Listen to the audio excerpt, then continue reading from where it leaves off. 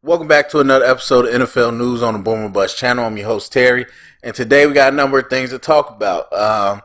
We've been covering the thirds of the season, the first third, the second third. Could wait to the end of the season and then talk about playoffs, but there's a lot going on. I want to talk about it. So I'm gonna kick it off with some quarterback talk. And this first one, I'm gonna just say, I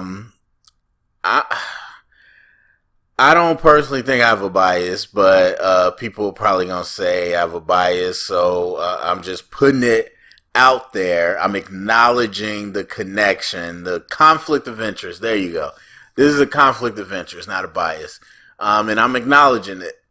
I was a big fan and proponent of Daniel Jones as a prospect.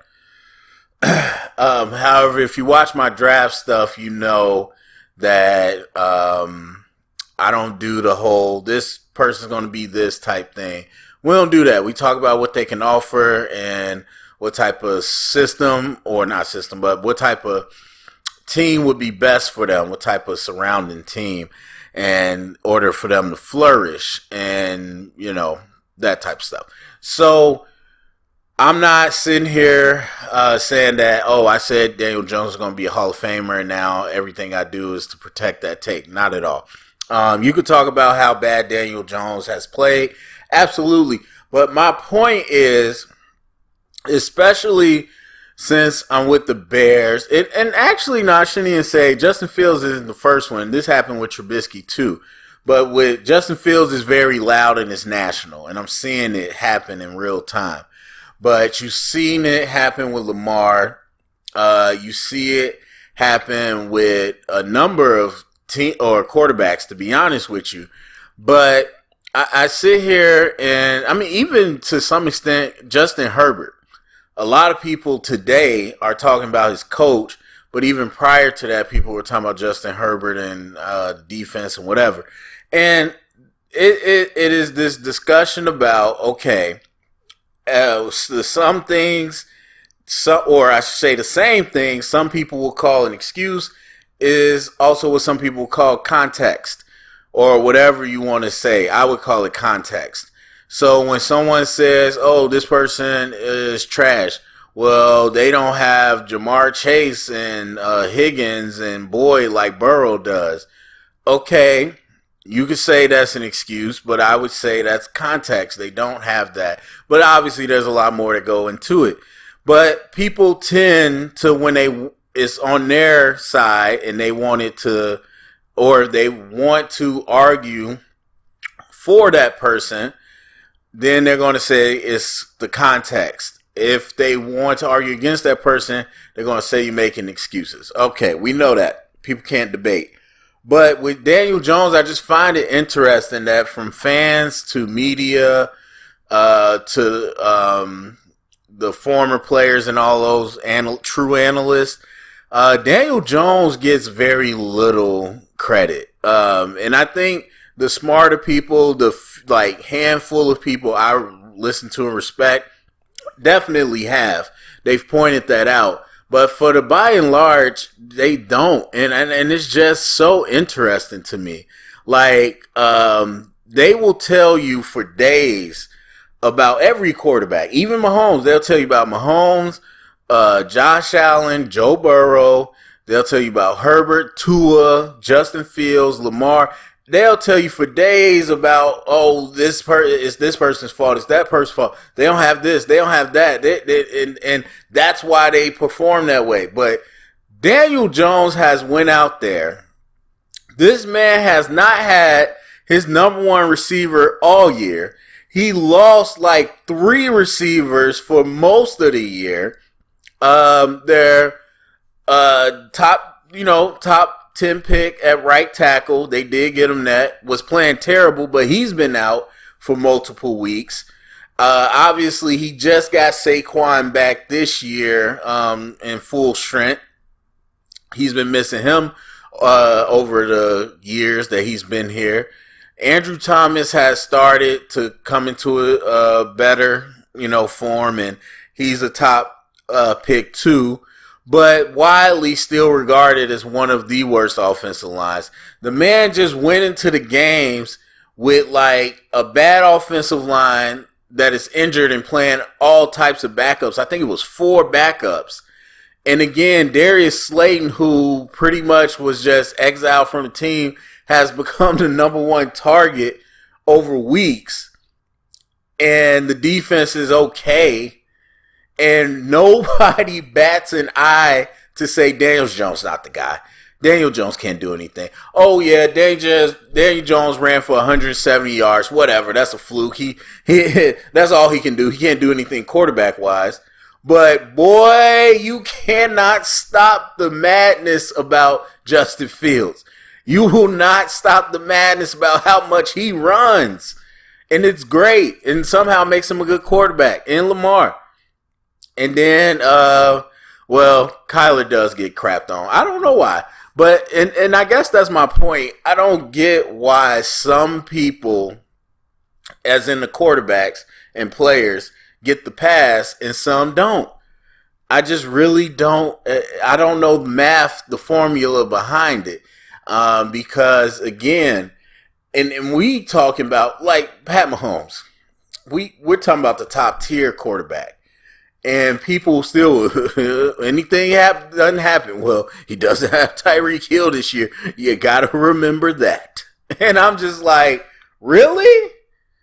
that's so whenever a quarterback does something bad, and this is the Skip Bayless tactic, when a quarterback does something bad, they need to have everything. The defense has to be shutting down, no points, giving them a short field. The receivers have to all be all pros. The offensive line have to be all pros. All 5 of them. They have to have a top 5 running attack. Like, I just don't get it. When things are not going well, all of a sudden these quarterbacks need everything in the world. And so if we're going to compare the Chiefs offense, and again, it's not everybody, but some people, we're going to compare the Chiefs offense and Mahomes not having Tyreek Hill to what Daniel Jones has. And even though I like Brian Daboll and I think he's going to be a good coach, but to compare that to what Daniel Jones has and has had is night and day. I would pay real money if I could see an alternative universe where Lamar or Justin or Tua or Joe Burrow was playing with the teams that Daniel Jones has played with. I would love to see it. If people go crazy now, and yes, the Bengals offensive line the last 2 years, or not counting this year, gave up some of the most sacks in the league, or if not the most. And part of that is on Burrow in his younger years, holding on the ball too long. But, yes, that's true. But at the same time, the man does have, like, a top flight skill positions. Because then Joe Mixon is added into that. And so, I'm not saying these quarterbacks have it perfect. But if we're complaining about what they don't have, why does Daniel Jones get 0 credit? You really think, everybody's like, he's a backup, he's this, he's that. You really think, in a world where Baker Mayfield went up against the disastrous Raiders and was able to pull off that upset, in a world where Mr. Irrelevant, not 2 years ago, this year's Mr. Irrelevant, a rookie quarterback, was able to go up against the Buccaneers defense with that stacked team or unit or team really, and pull out a win. You really think Daniel Jones couldn't tear some stuff up with a really good team? And again, it's easy to say, well, you're biased, so we don't care. I put that on the table. It has nothing to do with that to me. I've said about many quarterbacks, many players, it's not about them, it's about the system. And so that's why you can never truly compare quarterbacks. Only rarely have we been able to see quarterbacks, 2 different quarterbacks, play for the same team. Same thing like with Baker and Darnold. You could talk about who's worse. They play for the same team, and you got to see the exact same, situation. but rarely does that happen. So that's all I'm saying. I think it's interesting. Moving on. Let's go to Tua. So Tua, in the same conversation, well, not exactly, it's Daniel Jones, but people are starting to clown Tua. I wouldn't say clown. They're starting to pile on to Tua and talk about the loss against the Chargers and what it all means. And obviously, there's the surface level of, they got exposed. They figured out the offense. Mike McDaniels doesn't know what he's doing. There's the surface level of it. Now we can talk about the actual football of it. What they were doing was simple, and it was smart. Probably the smartest thing you could do as a coach when you have Tyreek Hill in general, but then you also got Jalen Waddle. Because I'm sitting here thinking, there is no way you're going to go Kansas City Chiefs on this. There's no way you're going to go bombs away. And so, because Tua doesn't have the arm. And so we're just like, well, they're about to set Tua up to fail. Tua's about to be throwing ducks. But you did a very smart thing. Their offense, it just from my, bird's eye point of view, I haven't studied it. But from what I've seen, because I've seen Tua against the Bears. Other than that, and last night when he was in prime time, unfortunately, we know he got hurt. So being able to watch that offense, you realize it's pretty simple.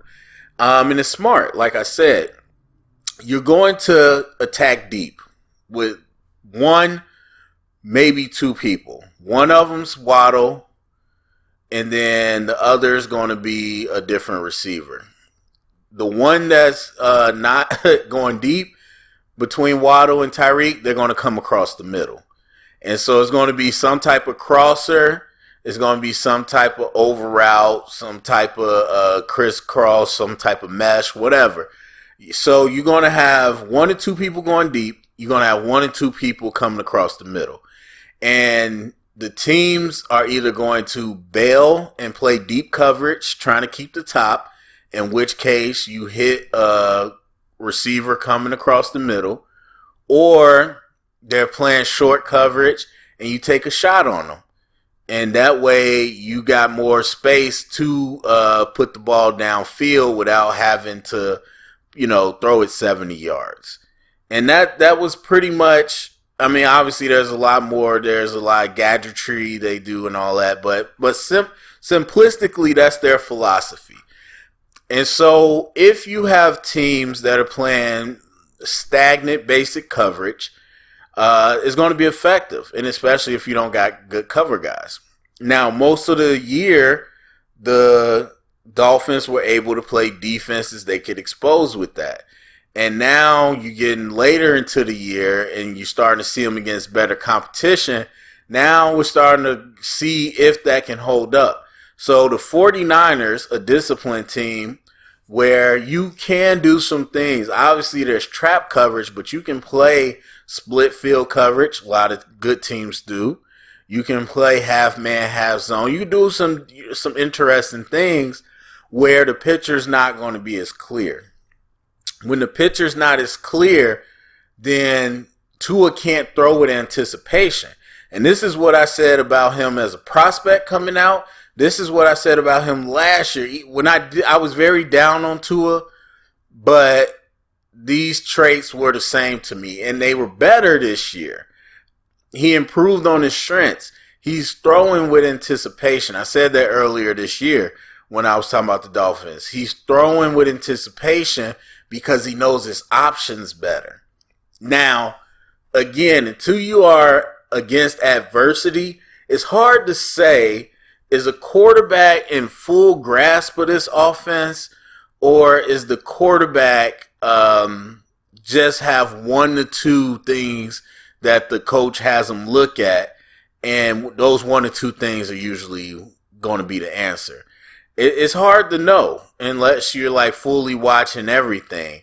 And of course, again, if you don't have adversity, you don't know, because when the bullets fly, Tom Brady's the only person you got to think about.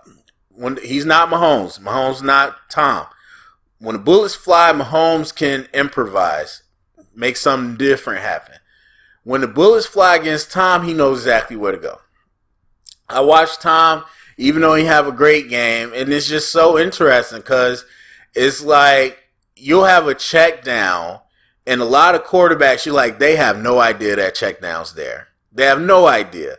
Tom, you know he knows. He sees it, he looks at it, but he's also looking at the coverage, knowing he might have a window for a bigger play. That's not there. Okay, what about my second window? Okay, now check down.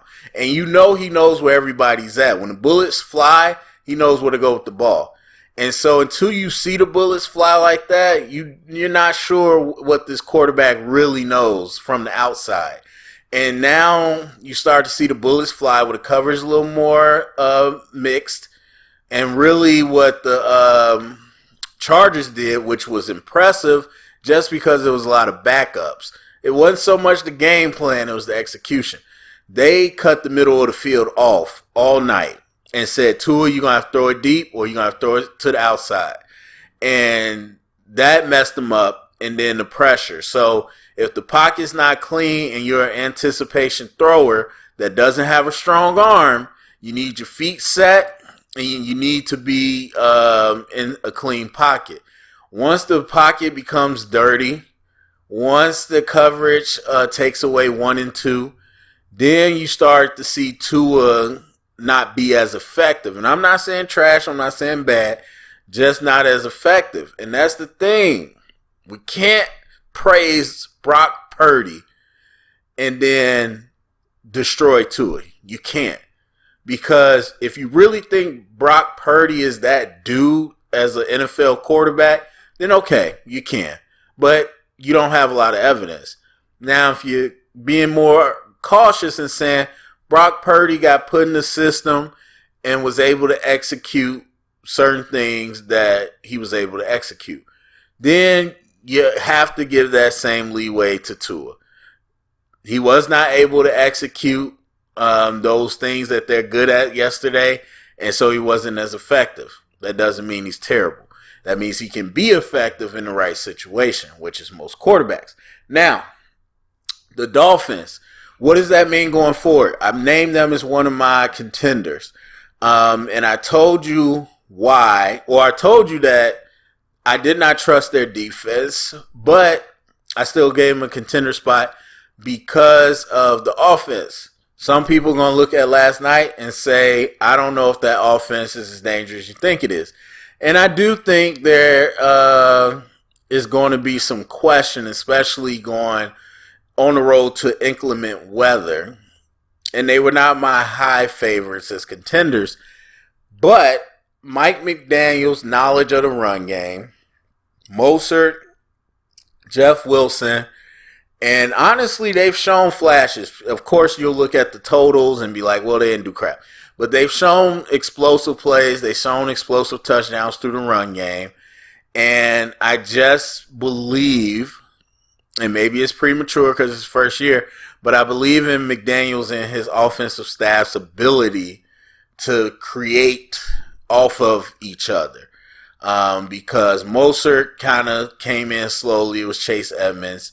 Then you also got Jeff Wilson. Now you know you got two backs who can do exactly what it is you want to do.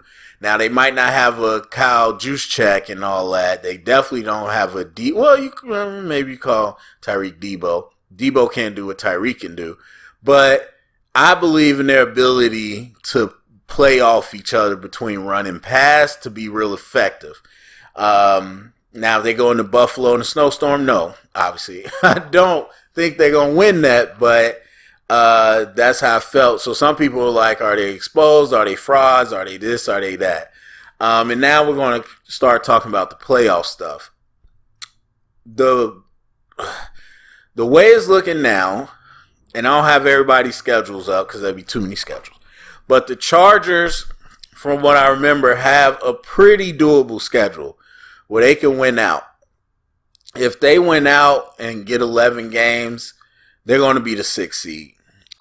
Even if they slip up and get 10 games, it's very possible they could be the 6th seed. The Dolphins, They obviously got to go to Buffalo this week, but they got a schedule ahead of them. It's not it's not going to be super easy to win out. And so if they make the playoffs, it's very likely they'll be the 7th seed, which means you got to play either the Chiefs or the Bills.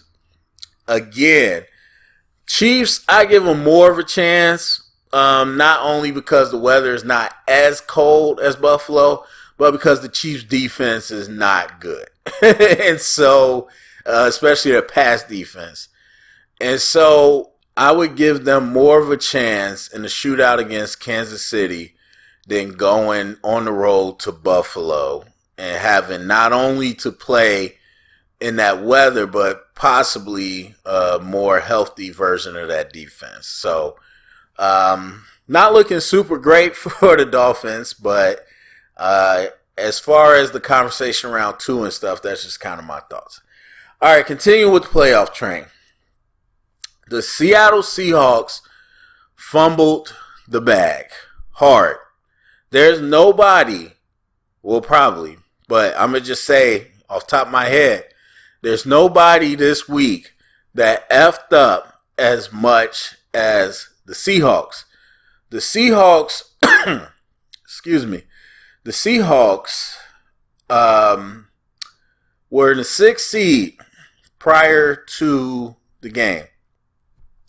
They played the Carolina Panthers, who, while might be quote-unquote surging, they have been one of the worst teams in the league this year. And so, obviously at home, which I give huge points to Seattle for, seeing what the 12 have done to teams over and over, you got to give them huge credit. And it's so hard for even good teams to operate when you have that much noise, let alone bad teams. Now, you could say it didn't affect the Panthers as much because they don't pass the ball like that, but I give them huge advantage at home. And so everything was wrapped up. They were able to go up a game on Washington and the Giants if they had did what they were supposed to do and win. And so while there's still a lot to be played, that would have gave them a huge advantage in being the 6th seed, locking in their ability to stay in the playoffs and avoiding the 49ers and getting the Vikings, or sorry, not the Vikings. They wouldn't avoid the 49ers. They would play the 49ers. But as the 6th seed, they would be locked in because it's a tight race in the NFC. And so they had that chance, and they lost. So the domino effect, not only are you not in the 6th seed, you're on the bubble. You're out of the last 2 seeds. And then if you were to win that if you were to win that game, you'll be a game up in the 6th seed with Washington and the Giants playing each other, which guarantees one of them is going to lose, which means you would be 2 games up automatically on, well, depending on if you won or not, but you could be 2 games up on one of them, making it even more likely that you would be in the playoffs.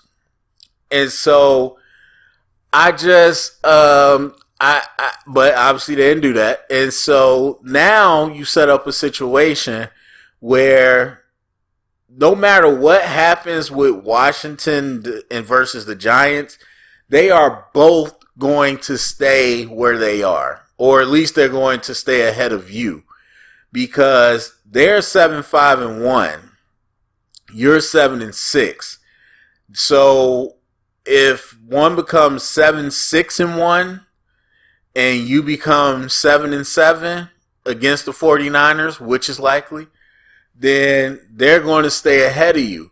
So it almost is like a double whammy, where you would have set yourself up, because Washington is playing the Giants, you would have set yourself up to the point where you would have been solidified no matter what happens. Now you're in a point where you're kind of screwed no matter what happens. So back and to the point of the schedule, you have the 49ers coming up, albeit at home. You got the 49ers. We know how hot they are, and they know you. Then you got the Chiefs after that at Arrowhead. And you talk about loud. That's going to be tough for y'all to win. Then you got the Jets, who, while beatable, have a really good defense. And you're at home again, but some you got to be wary of. And then you got the Rams, which you might be good with. So it's not a guarantee that you get more than one win by the end of this season. And so with that tough stretch, you needed to beat the Panthers. You absolutely needed to beat the Panthers. You got to beat the teams that you're supposed to beat. And so they really put themselves in a bad spot. Now, I would love to see the Seahawks in over the Giants.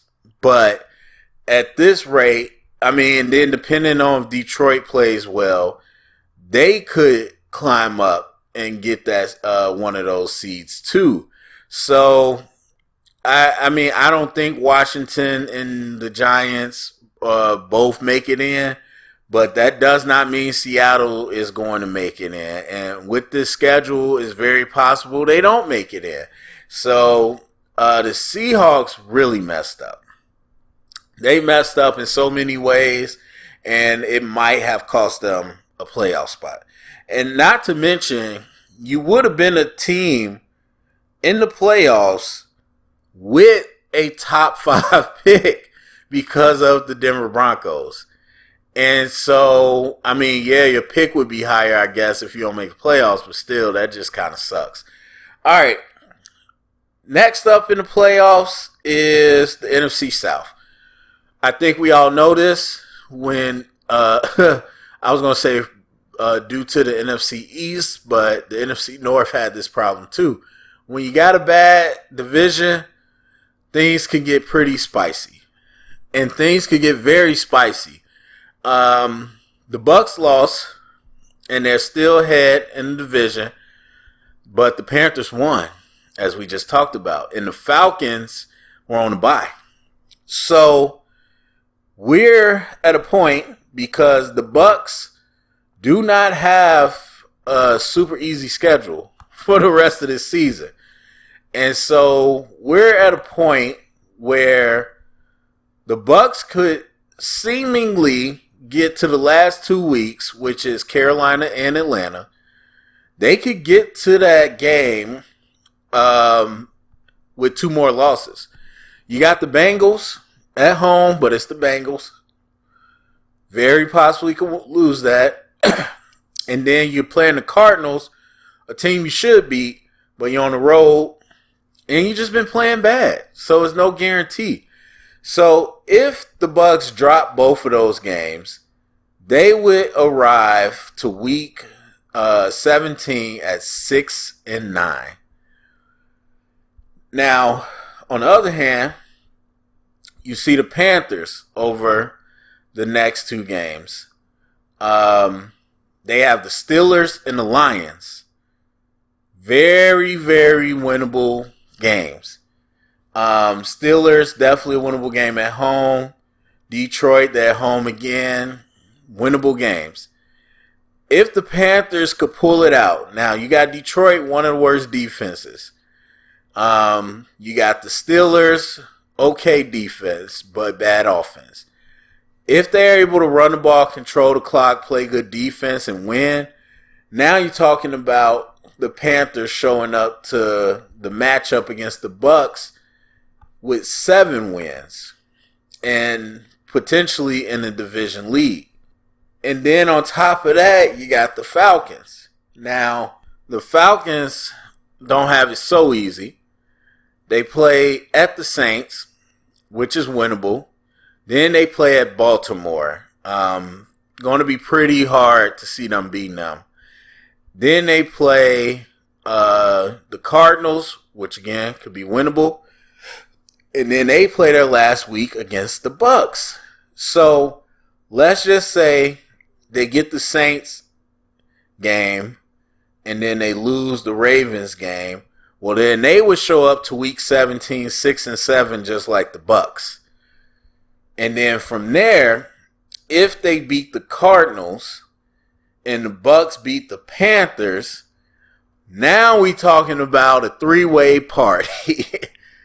Even to be honest, if the Bucs lose and the Panthers end up winning, it's still going to be a three-way party. So a lot of this, I mean, obviously we got to see how the next few weeks go, but I think it looks pretty inevitable. There's going to be an NFC South clash come those last 2 weeks because the Bucs play the Falcons and the Panthers. Obviously, you could say, well, they just put them down. It's over. However, the way the Bucs been playing, we don't know if that's 100% guaranteed. So the finish for the NFC South is going to be spicy. Now, that leads into the last topic. The Dallas Cowboys, for whatever reason, people like to talk about them. So, you're talking about the Bucs in the NFC South, 4th seed because it's a division winner. While I do think it could get pretty spicy, more than likely, we have to think the Bucs, we don't have to, but we think the Bucs are going to win. So they're the 4th seed.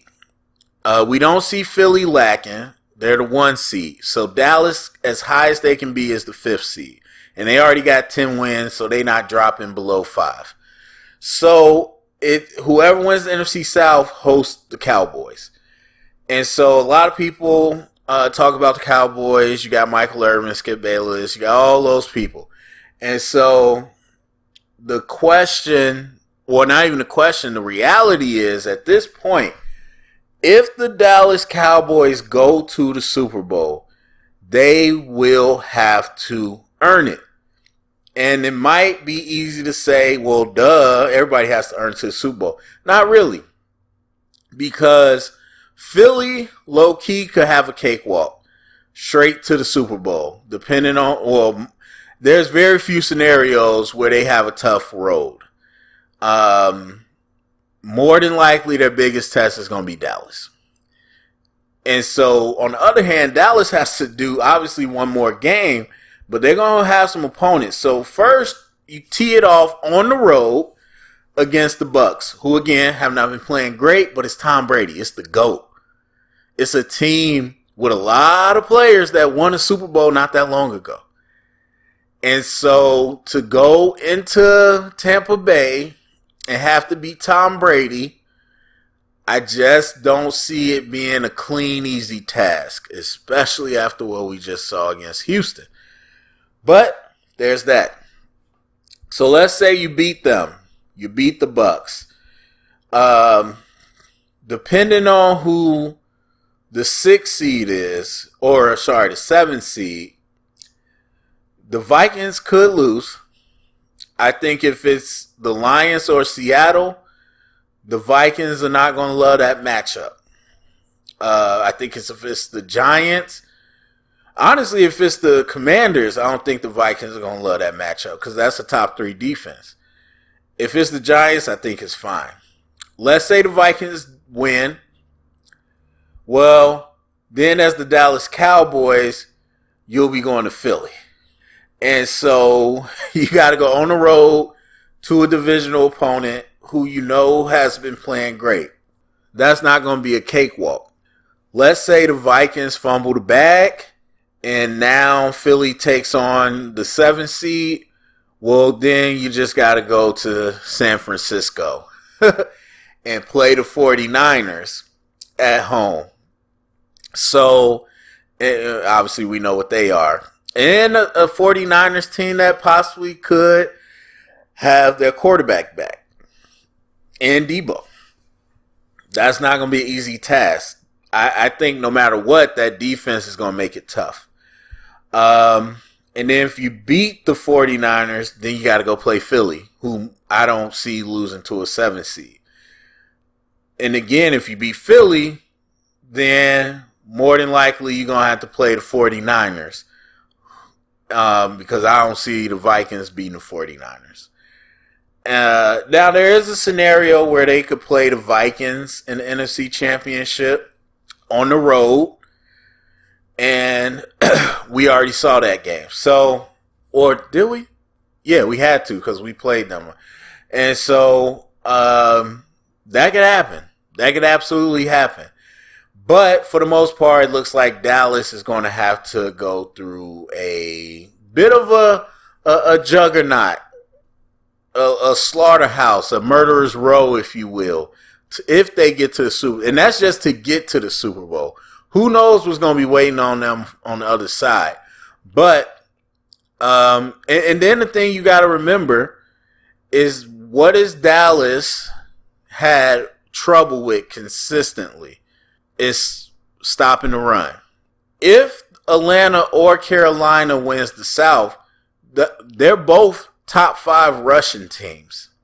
And so I'm not saying that Dallas loses, but I am saying on the road against teams that know how to run the ball could be a test for them. So honestly, I think whoever from the NFC South comes out, because if it's somehow by some crazy way the Saints got a good defense, but still, I'm not too worried about them. But I think it'll be an interesting test on the road. But then you got to see Philly and you got to see San Fran one way or the other. I think you got to see Philly either way. So they're going to have a road to get to the Super Bowl. All right, that's it for me. Go down comment section. Let me know what you're thinking. Share it around. Get the conversation started.